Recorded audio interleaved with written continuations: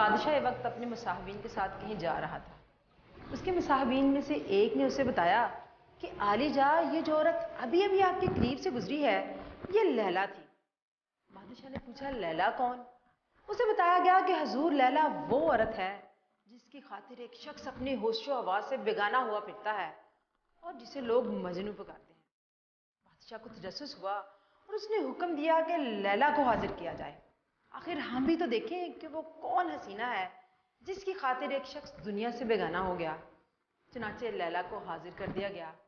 بادشاہ نے دیکھا کہ لیلا ایک سیاہ فام عام سی عورت ہے جس پر شاید کوئی دوسری نظر ڈالنے کی بھی خواہش نہ رکھے۔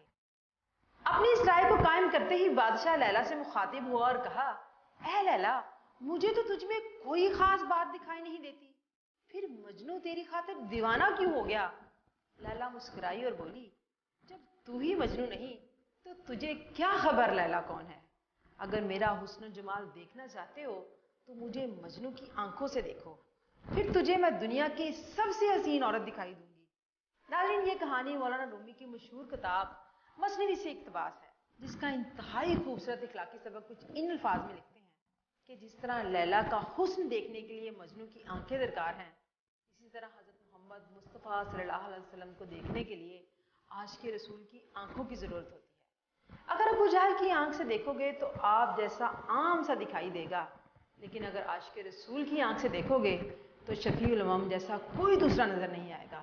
اللہ تعالیٰ ہمیں سچا عاشق رسول بنائے۔